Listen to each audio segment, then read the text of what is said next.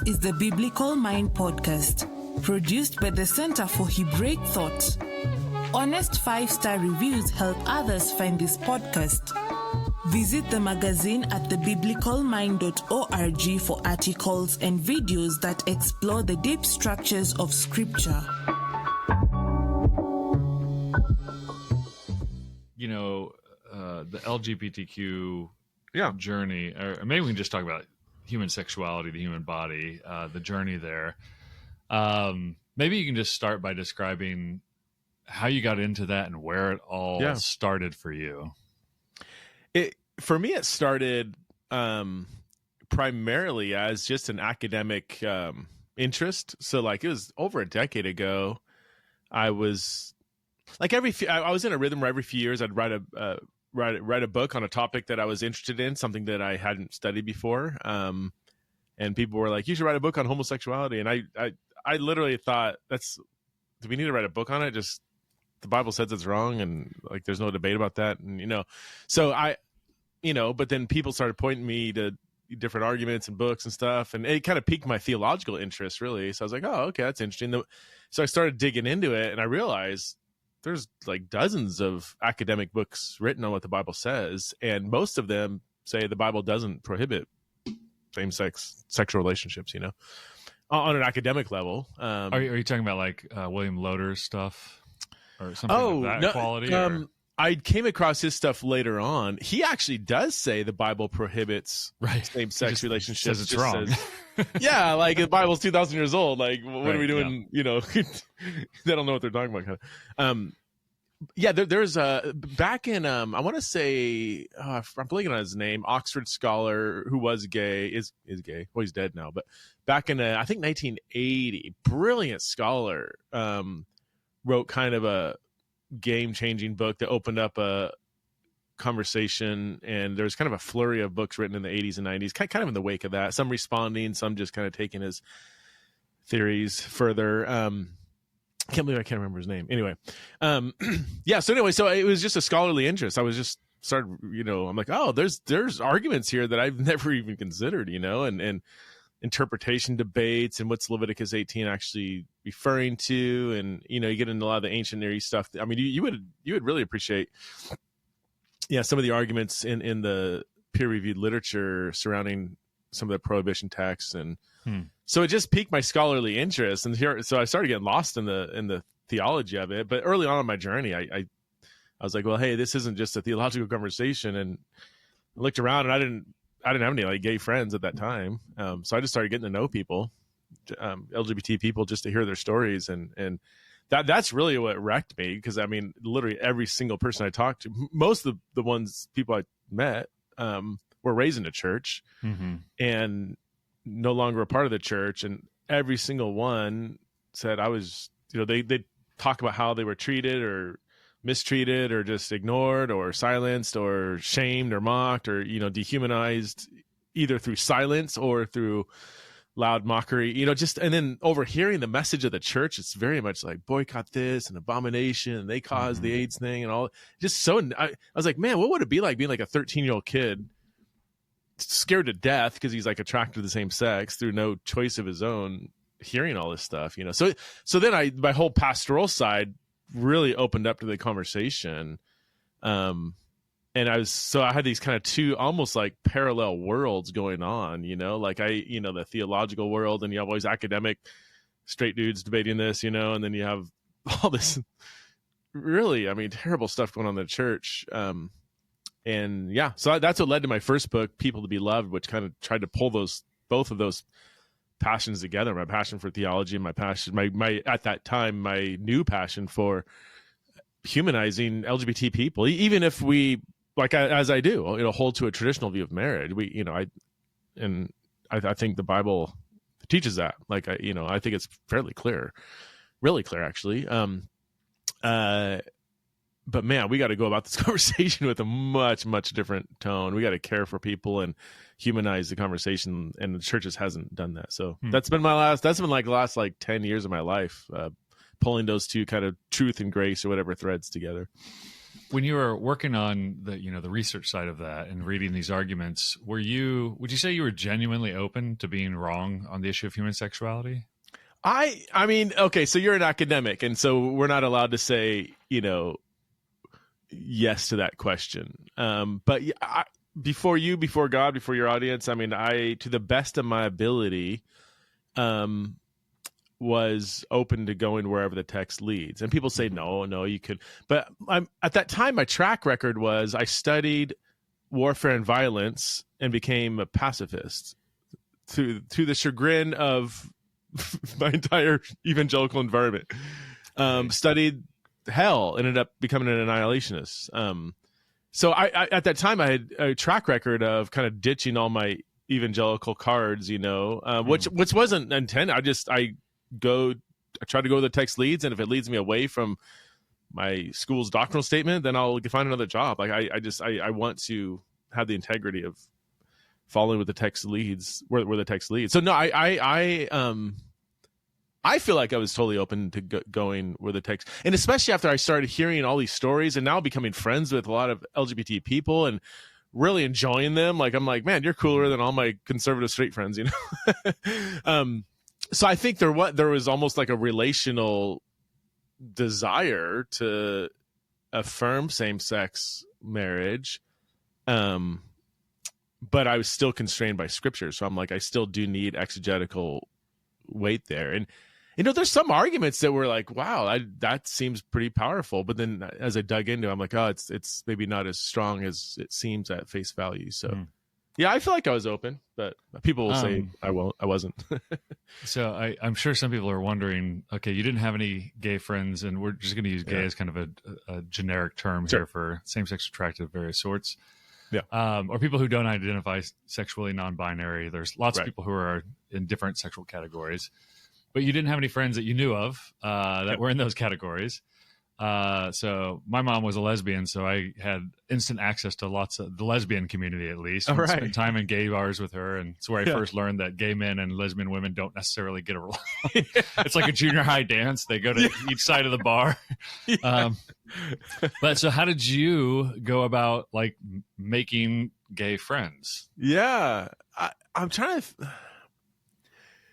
to think the first, what probably sparked it was,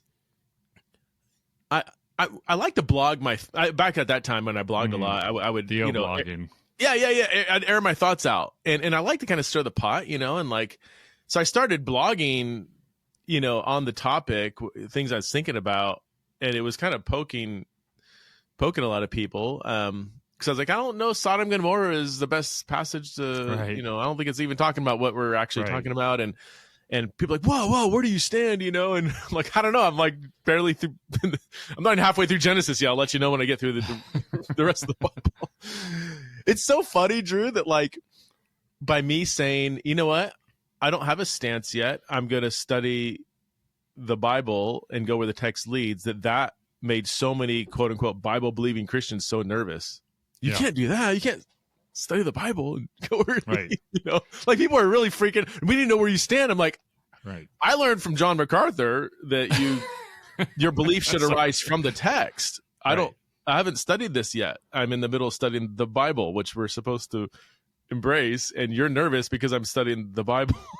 It's almost as if they forgot that the disciples of Jesus went on a multi-year journey where they ended that multi-year journey still not understanding or sure where they stood on things. But things too come into focus.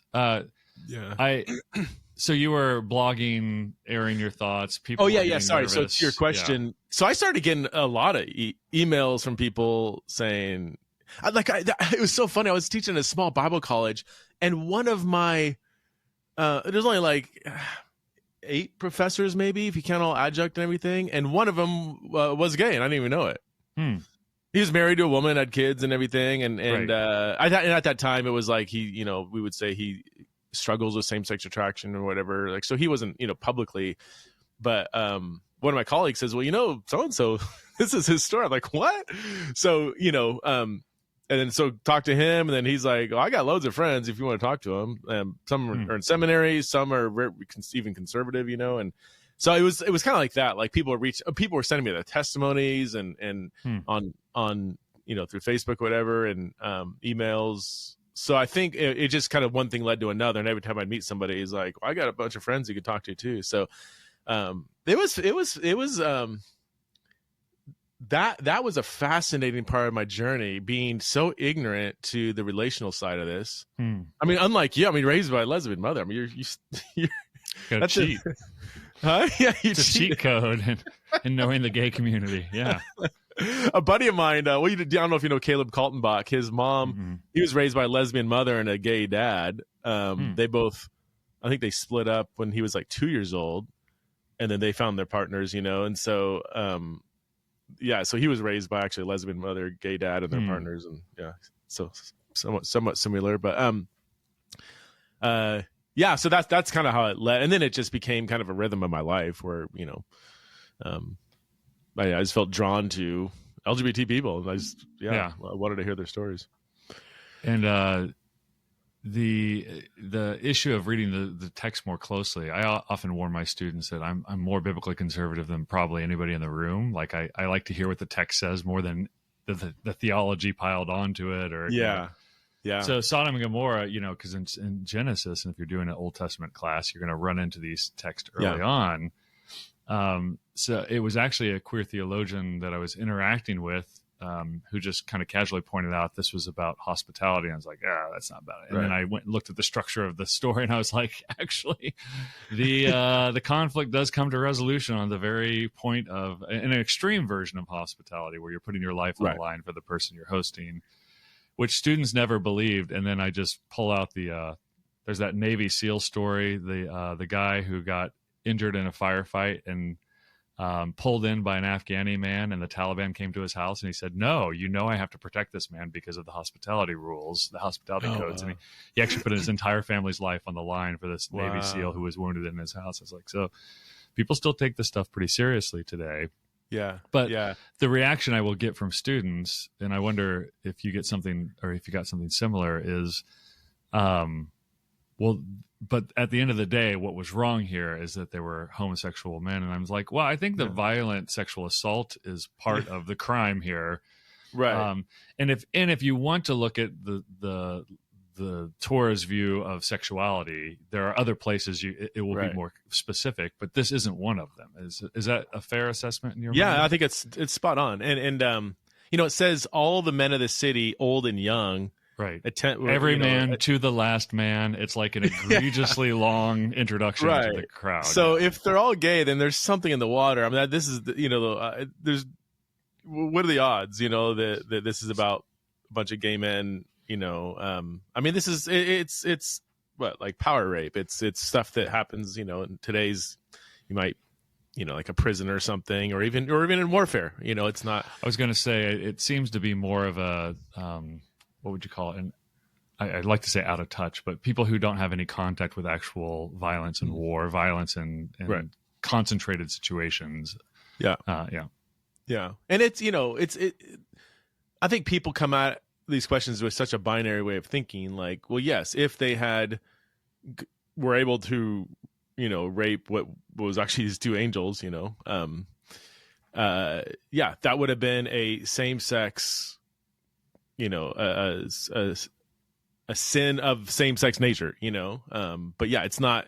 It's not talking about two people, the same sex, engaging in some kind of consensual same-sex relationship, which is what our modern conversation is all about. So, and when the Israelites do the same thing, it's not like we go, "Oh, thank God it was a woman that they sexually assaulted," rather than a man. Yeah. It's a poor and it's a pastorally poor text, because if your kid comes out as gay at 14 and the parent says, "No, you can't be gay. Let's go read Sodom and Gomorrah," and he's like, "What kind of monster do you think I am?" And so, and that's been so. And this is where, it seems like Christians at that time, at the time when I was blogging, were uncomfortable with me pointing out bad arguments for what I ultimately would say is a good viewpoint, So, and that makes people nervous. And I think and this gets into maybe the psychology of beliefs a little bit. Like sometimes when your faith is in your certain not in God, but in like a certain belief system, and then Right. something challenges an aspect of that belief system, you kind of start freaking out, but Yeah, the freaking out is sometimes, even with our own beliefs, an indicator, a symptom of our fickle, infirm beliefs that are just kind of built on a structure rather than a person. So a person through history. Yeah. Two things, two situations I'd like to ask you about. One is things like pedophilia. Have you encountered any people who have those? I mean, because we can talk about sexual desires, sexual attractions, but we can also talk about unwanted sexual attractions as well, which for some people, same-sex attraction is an unwanted attraction. For some people, prepubescent children is an unwanted attraction. And well, I guess we'll start there. I have another question about something completely unrelated, but have you run into this? Yeah. So, J. Michael Bailey is a sex psychologist or something. Not a believer, at University of or Northwestern University, I think, in Chicago. And he's done a ton of research on pedophilia and what is it, where does it come from, can it change or whatever. So what he would say, what experts in that area would say, is that you have many different kinds of sexual orientation. Some are toward, the majority are toward the opposite sex. Some are toward the same sex, and others might be toward younger children of either sex. But these are different orientations, and this is where I think Christians made the mistake in the past of conflating somebody who is attracted to younger a man who's attracted to younger boys as being gay. It's like, well, no, that's a specific orientation that is different than a same-sex orientation that is to somebody of the same age. You have some people that are attracted to older people. You have some people that are attracted to certain, maybe even ethnicities or whatever, where they just are only attracted to a certain, And so, and the whole concept of orientation starts to get a little fuzzy around the edges. So, but it's, I have had people, not people I know well, but maybe like an email here and there from Christians who say, this is a desire that I have and I'm horrified at it and I don't know what to do with it. I obviously can't tell anybody.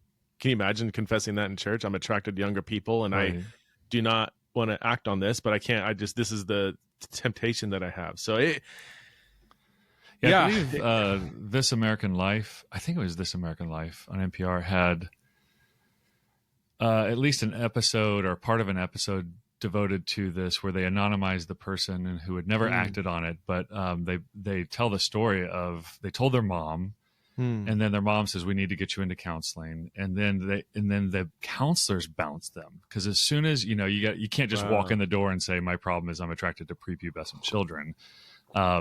So you kind of have to work up to it. And then as soon as the counselors figure out that that's what they're there for, they pass them on to another counselor who passes them on to another counselor who passes, and there's not many people who are specialized in this.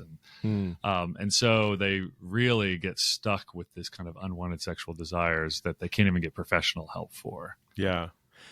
And from what I've read from the experts, and this goes back, it's been a while, so I hope I'm representing them well. They say that the expert psychologists say they can't, or in most cases, they will always have this temptation and desire, which is, it's sad all around. I mean, it's just a whole complex scenario, but and I think for me, what's interesting is even when you get into Leviticus, like the Torah is very interesting in sexuality in general, for both what it says, but also what it does not say, that we think that it says, or that we wish it says, or something like this, but even in Leviticus 18, where it's listing out prohibited sexual behaviors, not relationships, but behaviors. You can't have sex with your spouse when she's menstruating. You can't have sex with an animal. It doesn't address the desire at all. It just seems to kind of assume that people will want to have sex with an animal, or they'll want to have sex with their wife when she's menstruating, or they'll want to have sex with the same sex of them. And it never seems to go after the kind of what we would call orientation today, but just the actual action itself. Is that that's true to what you found? Yeah, same in the New Testament. You do have like Romans 1 does use in its prohibition of same-sex sexual relationships, it does use language of passion and desire surrounding it, but it doesn't discuss desire apart from the action. It's just saying, people were inflamed with passion and for one another. But that's just kind of like when you're describing a sexual act, of course, you're not just sitting there thinking about, right.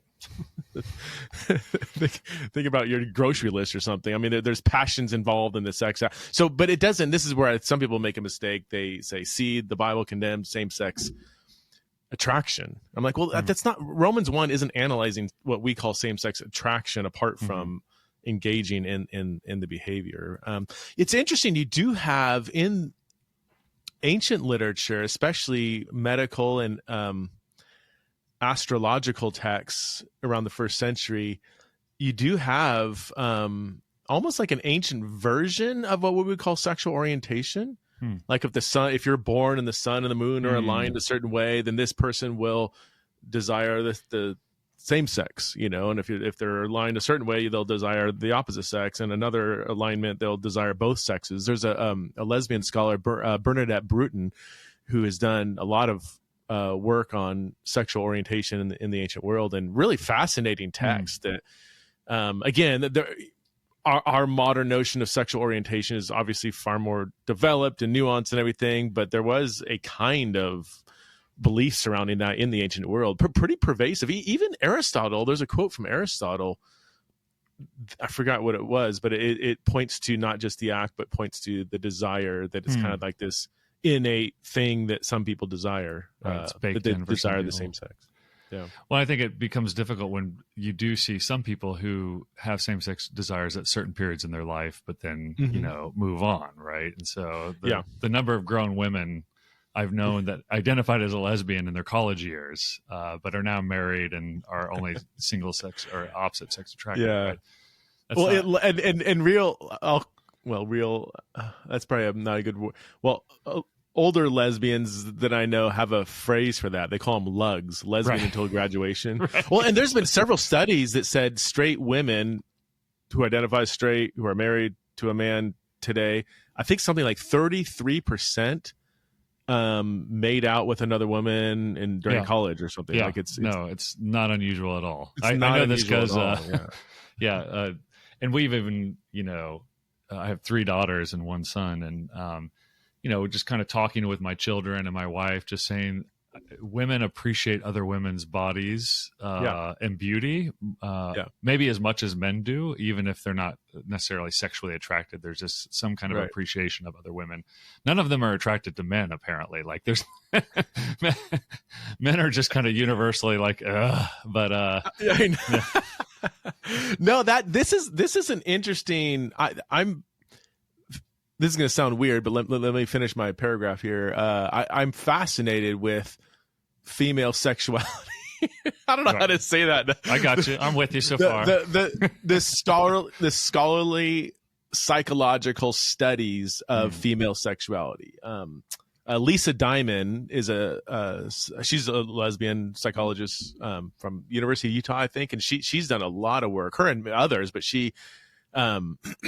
On the fluidity of female sexuality. In fact, she did a 10-year study of 100 non-straight women, followed them for 10 years, not literally, checking in every couple of years.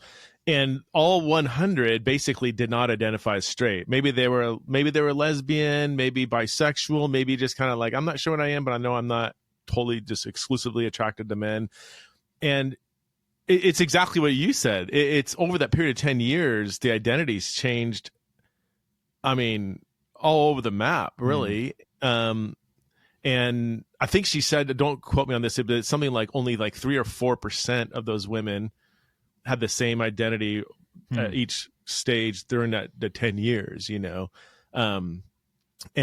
yeah, it's but that's well known that male, again, we're talking in generalities here, not absolutes, but generally speaking, male sexuality is a little more compartmentalized.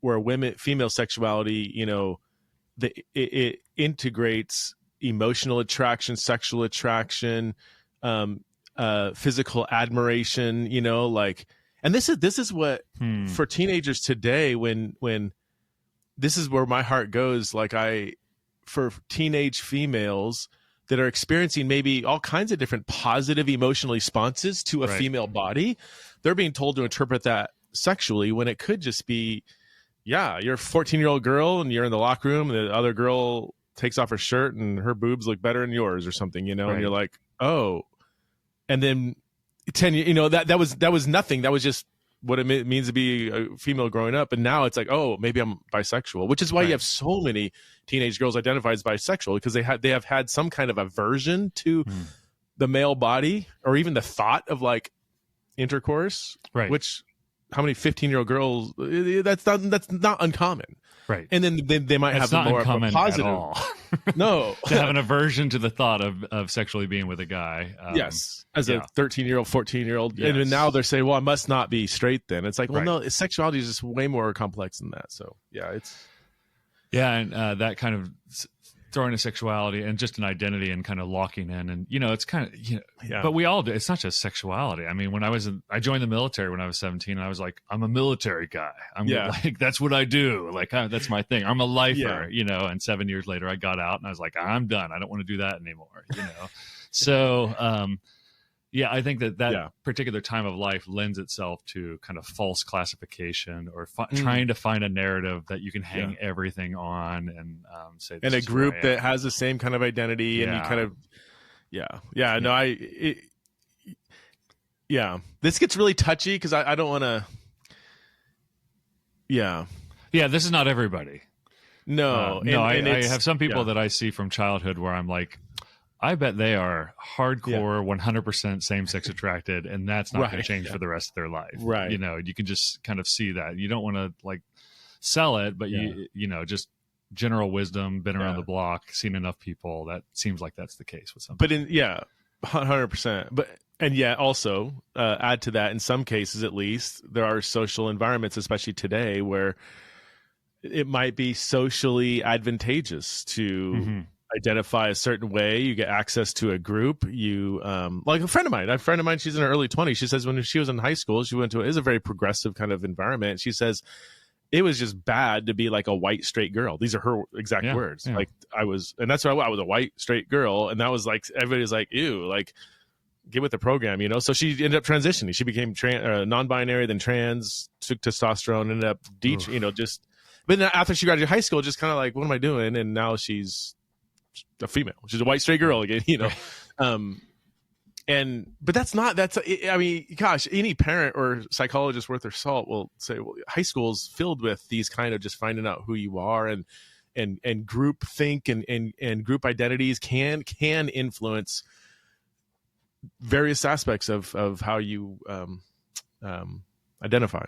Yeah. I mean, I was telling my class yesterday that, I was 14 and a half, almost 15 years old when I got my first tattoo straight across my back, thinking this is who 14? Yeah.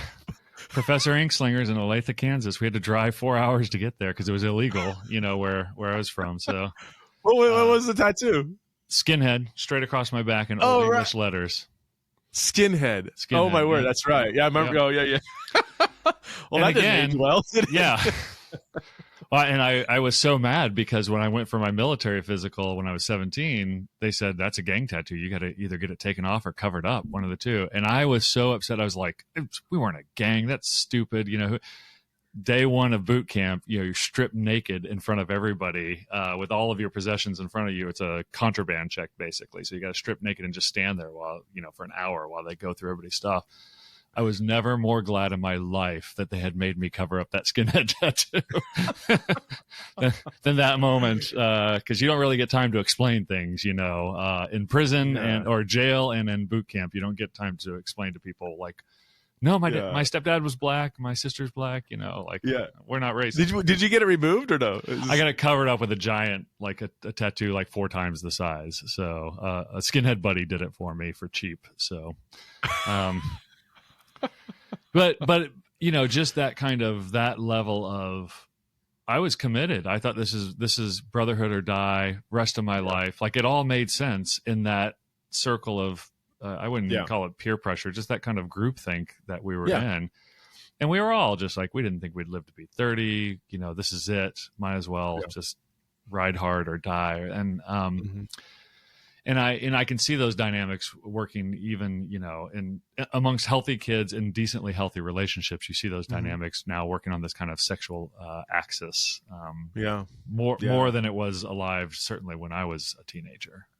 It's hard because if you even have this kind of conversation, people think you're just, so kids are just making it up, or no one's really getting, like, that's not at all what I'm saying. I'm just saying you have to have your head in the sand if you think that, like, teenage social environments don't have any effect on sexuality or gender identity. Like, none. Like, that's just that's the one aspect of humanity that's just immune to, like, social influence. We are profoundly social beings. I mean, even things like mirror neurons.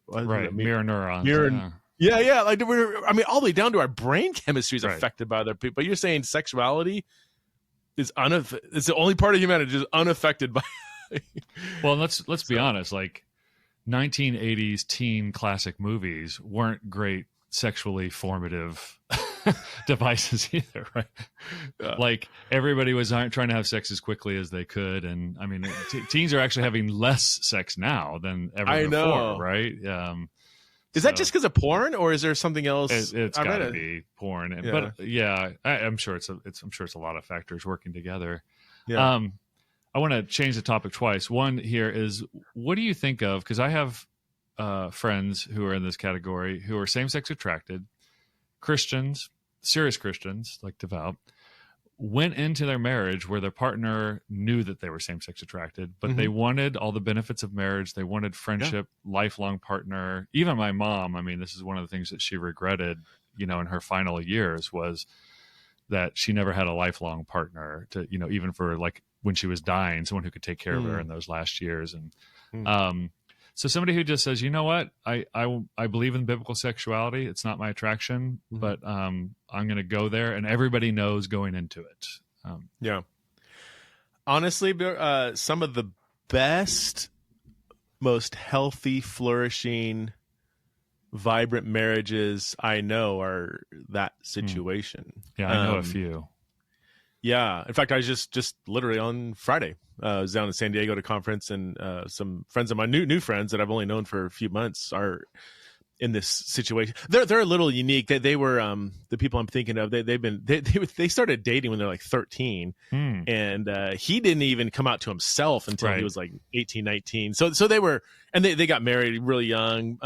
But they've been married 7-8 years, and I mean, again, not without its challenges, but when I say it's healthy, is because if it's honest, that's the key. If you start hiding stuff or think I'm going to get married and that's going to make me straight or whatever.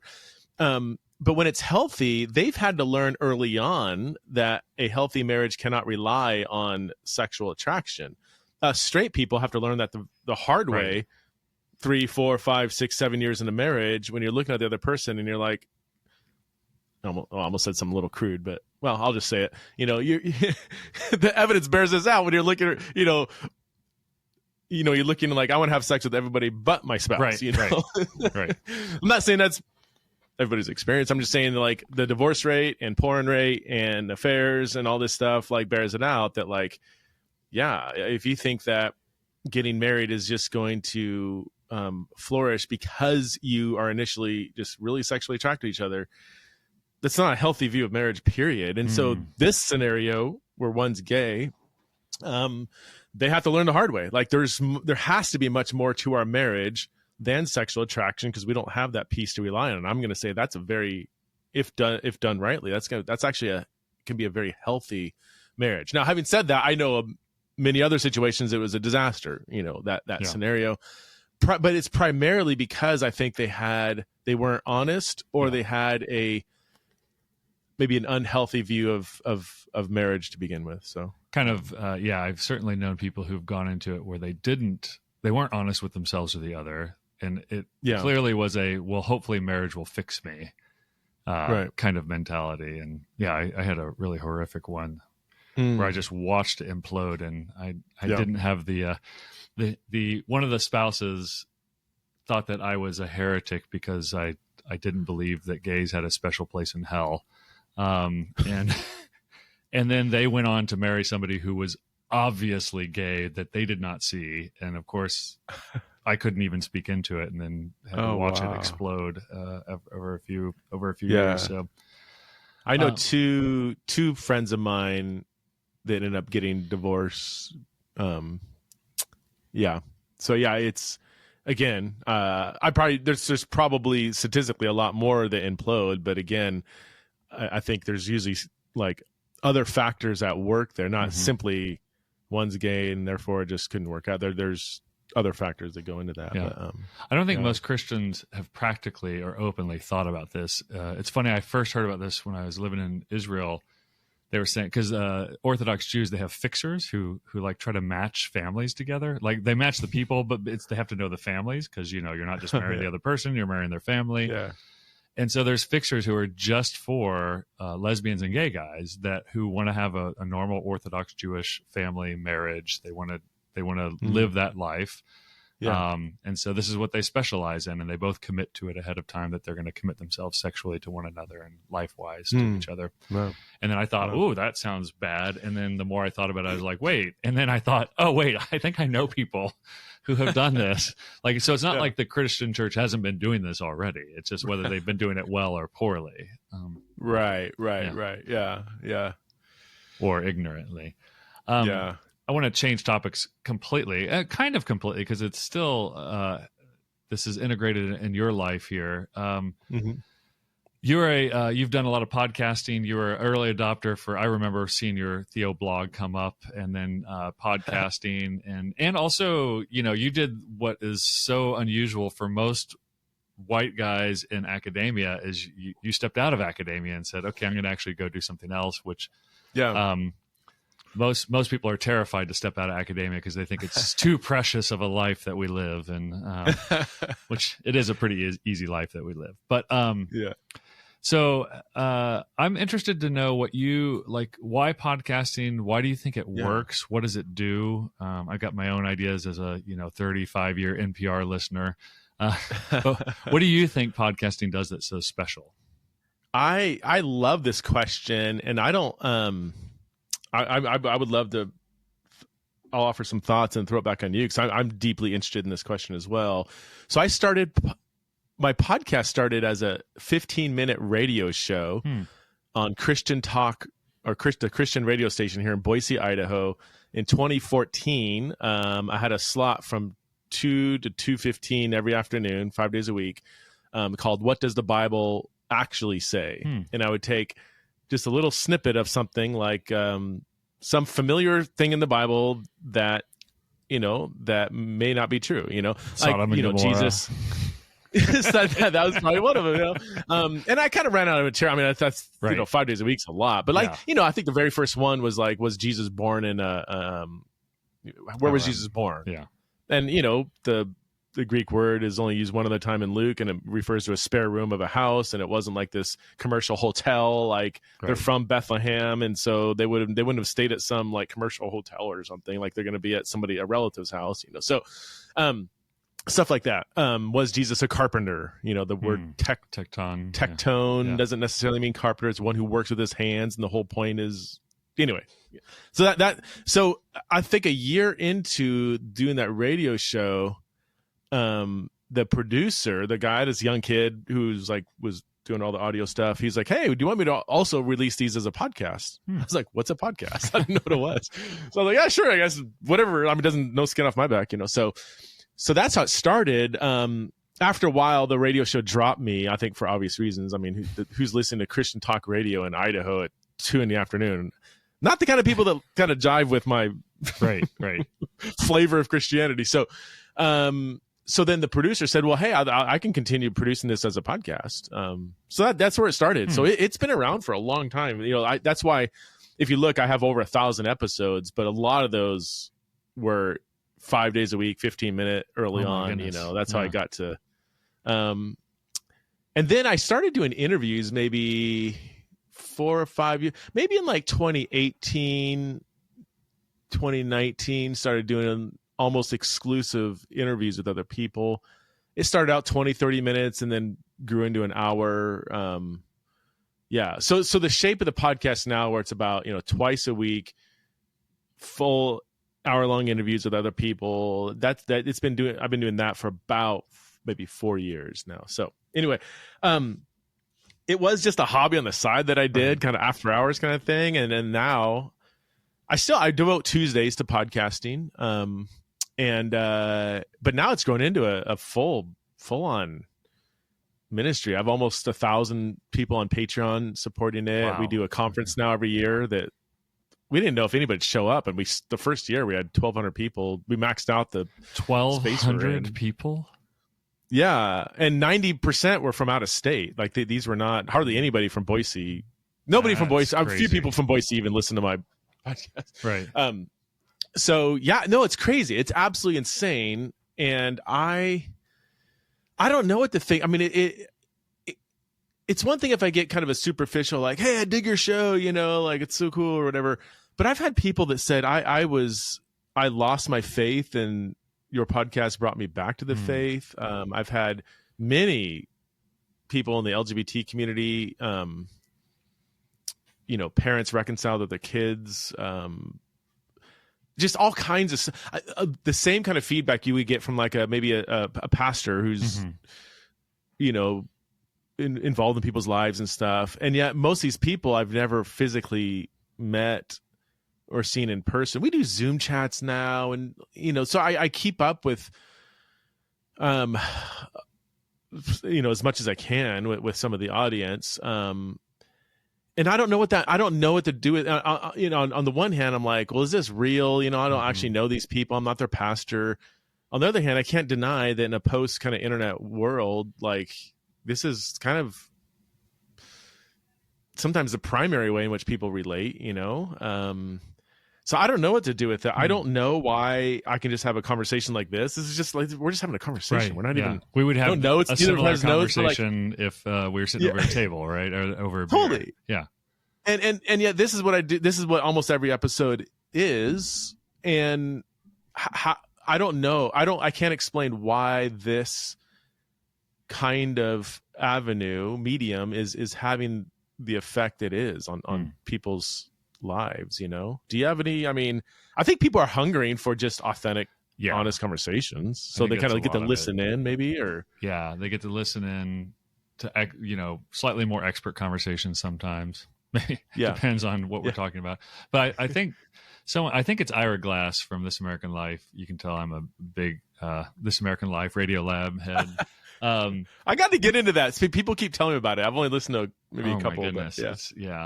But he talks about the intimacy of the radio and now podcasting, where you're not watching like yours. You can watch a video as well, but a lot of people are getting it through their ears, and there's nothing to distract them. They're not looking at anything. It's really just your voice straight into their ear, and so there develops a kind of intimacy with the person. My question, like yours, is it's an asymmetrical intimacy. So like there was some year at SBL where OnScript podcast had gotten popular enough to where people were like coming up to me and wanting to take pictures, which really freaked me out. And there was even one instance, I think I've talked about it before, but a guy heard me talking at a publisher's booth, so he didn't see my name tag, and then he said, "Oh, I heard your voice, and I'm so used to hearing your voice that I recognized it from across the room or whatever." Yeah, I've gotten that before. Yeah, and I just think like, oh, there's something not right about that. But I do think the quality that your show obviously has, and I think people like Joe Rogan have this as well. Just curious, open, honest, like reflective. How much, if you think the competition is propagandist, agendaed, edgy, snarky content served up to just make people mad or get them on some side, the antidote to that is in some ways just like, no, I'm actually willing to have my mind change here, or I need to hear you, even if I'm convicted about this, I need to hear what you have to say. Yeah. And you do have both versions are pretty popular. The two that came to my mind that are very different are like Ben Shapiro, Right. which is of the other sort you're talking about. And then obviously like Joe Rogan, very curious, genuine, I think thoughtful, even if you totally disagree, and honest. Probably my favorite is Lex Friedman. Have you gotten into Lex Friedman? I would say his posture is one that I hope mine reflects the most. He's an MIT, brilliant dude. He's been on Rogan a few times. But he will have a wide range of people on. Like he had Kanye on. I mean, he had and he gets, like I do. He'll get ridiculed for, why did you platform that person? And he's like, I'm having curious conversations with people. I'm not like agreeing, and if I he'll push back and stuff. But very, very, you can just feel the honesty coming from his posture in the podcast, and I love that. It's just, for me, it's like, this is how I learn, and then I just hit record, and if other people jive with it, fine. If not, I get plenty of 1-star reviews. I mean, people can't. I mean, it's those are my favorite, actually. Right. The 1-star, they're so wild because I didn't fit their narrative. I said something that didn't fit, or had a guest on that they disagreed with, or so my question is, what is an ecclesiology of podcasting? Like, where does this fit?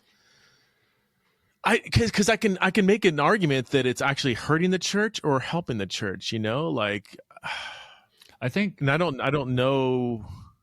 Hopefully it's encouraging the church to maybe do more of this, more honest conversation. That's what I was going to say. I think there's a lack of, with students as well. A lot of times you can tell by the questions they ask, like kind of where they're at with the material. And so sometimes I'll, have to say like, that's not the best question. Let's find a better version of that question to ask, to get you where you want to go.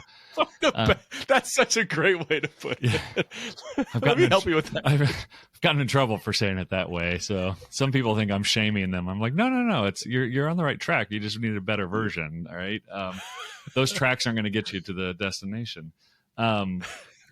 So in some sense, conversations like these where people have at least some expertise, you're teaching people how to ask questions or where to poke and prod, hopefully on a good day. I've heard something that maybe somebody else wouldn't have thought of, but I think, I need to go after that one. And maybe they're screaming into their headphones, why didn't you ask this other question? Right. I'll get those emails too. Why didn't you ask them this? Why didn't you ask them that? But yeah, that's where I get like, when I have the hard balance for me is when I have on somebody who might be saying things that I don't agree with. When do you jump in and push back, or when do you just let them talk and pick and choose what part you want to push back on? Or if I had on somebody that is giving kind of a heterodox view on something that I'm not an expert in, like I don't know, I just released, a 2-hour long podcast yesterday with a Christian Palestinian sharing his thoughts on the. I haven't listened to it yet, but I have lots of Palestinian friends, and given your experience with Israel, I would love to hear your perspective on it. I'm not speaking, but like publicly. that, he's what's that? I said I'm not speaking publicly on it right now. Actually, I've had a lot of Jewish friends that are like, "Why aren't you out there on the socials, like tearing things up?" And I'm like, I don't know if anything can be heard at this point, but a conversation can be heard. Yeah, and that's all it was. And yet already I've gained some listeners and lost some followers because of that, because everything's so volatile. And I toyed with, should I? This does kind of relate to your original question about podcasting. Like I do have to navigate this, like there's several episodes I know, and I'm like, man, when I release this is going to not make some people happy. But should I not release it? And there's been some, I don't just any kind of volatile issue in culture, I don't feel the need to jump in, but this one was something I was very, very interested in. I lived in Israel for a few months, have several friends, relatives that are Israeli, and obviously raised evangelical, so bathed in one side of the narrative. And And even there, like people, that's the only side you need to listen. That's the right side. I'm like, well, maybe it is, but is there anything wrong with simply listening to another side from a Christian who's a pacifist, who isn't for Hamas, like condemns Hamas, so yeah, it's, well, I think that conversation in particular is, it's a good example of, on the continuum of podcasting, there's, bringing on biblical scholars who will help people think about text in ways they haven't thought about them before. That's like the low-hanging fruit. Yeah. You can help people think through things. Sure. Then there's something like the Hamas-Israel war, which is such a high context. I mean, I lived in Israel for a while. I used to travel there 3 times a year. I worked for an Israeli think tank. Right. And like, I look at this and I don't even know what to think of it. But I know most of what I hear, I'm like, oh, you don't even understand, 2-3 layers into the complexities here, much less the 7-8, where I don't really understand as well. Right. And so there is some point where, and it would be the same thing with any kind of experts, where if the people don't know enough and they're only getting a side, it becomes a form of propaganda, even if you're really just trying to genuinely listen. Or it can tend in that direction. At the OnScript podcast, which is where we interview biblical scholars on their newest books, we had a very famous Old Testament scholar. For evangelicals, a very famous Old Testament scholar. And I disagreed with just about every page of the book. In fact, I said I had to duct tape it to my hands because I wanted to throw it against the wall.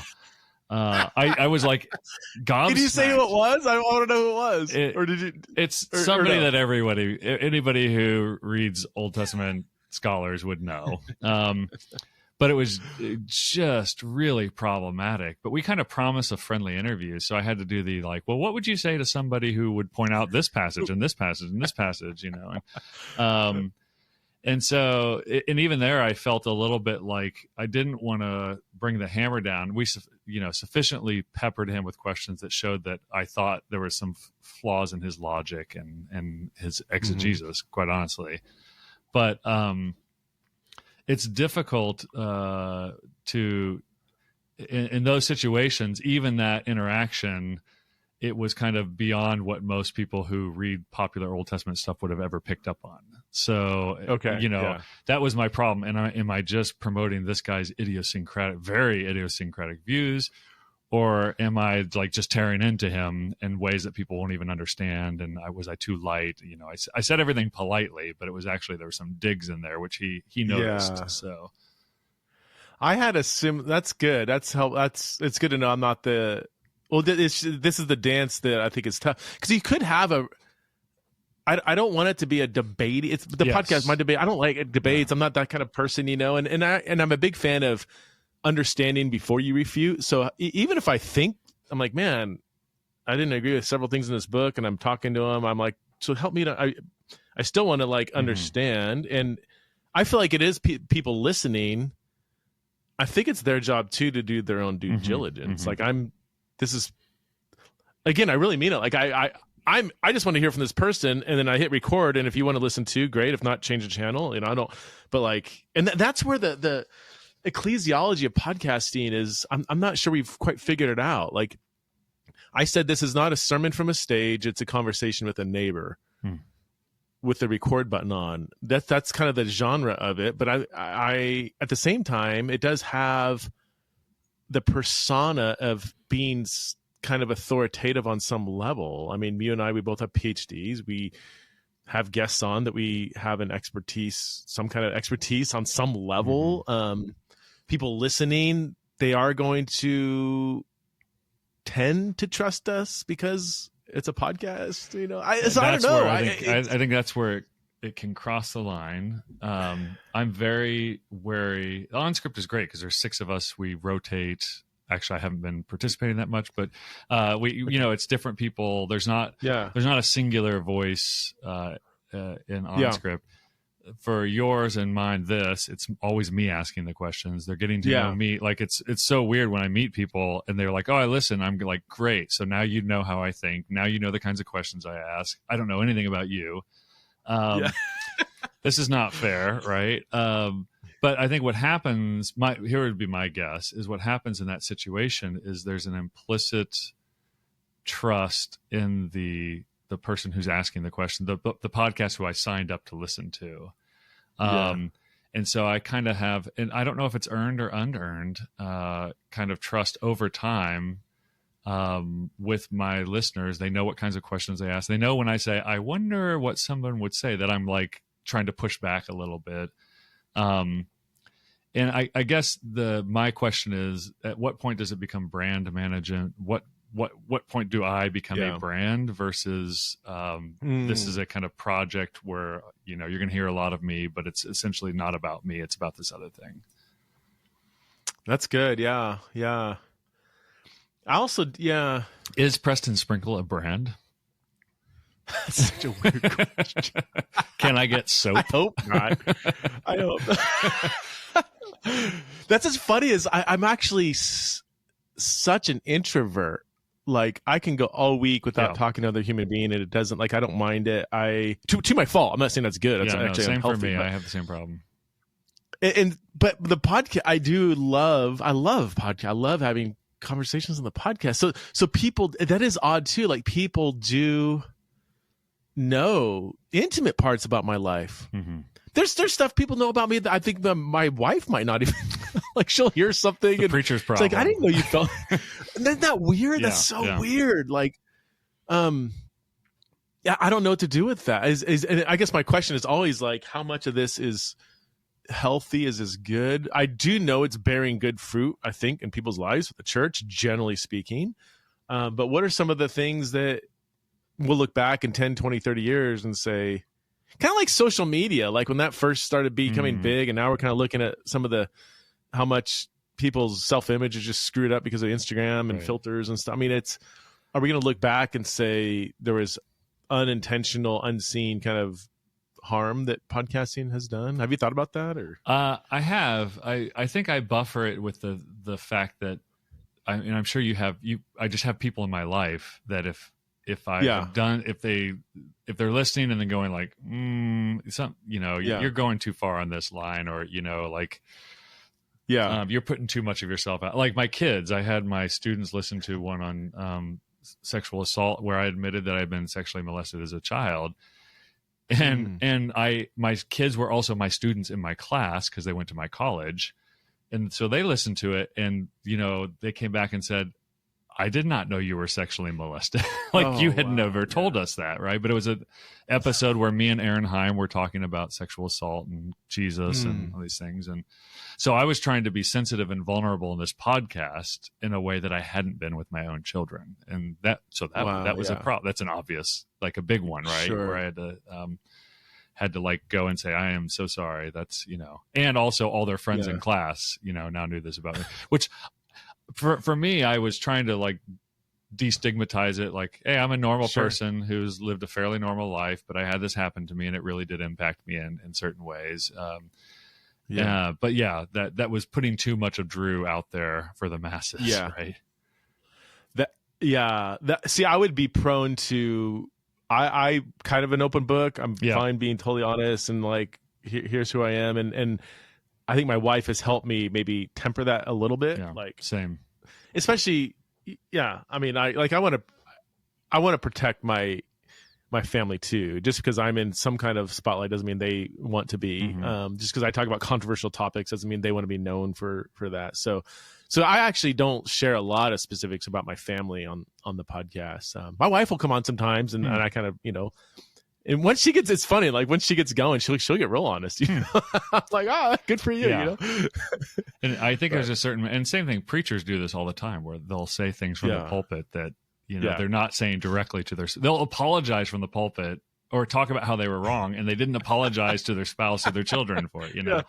So I think it's the oddity of the that kind of public speech persona. Well, Preston, thank you so much for your time, your wisdom, all the work you've done. I know it's been meaningful to a lot of people I know as well. And so I appreciate all of the work that you've put into this little podcast thing. Yeah. Thank you, man. Yeah. Thanks for having me on. It was a lot of fun. We should do it again sometime. You've been listening to the Biblical Mind Podcast, exploring the deep structures of Christian scripture. For more, Visit the magazine at thebiblicalmind.org. Subscribe to this podcast at all the usual places so you never miss an episode.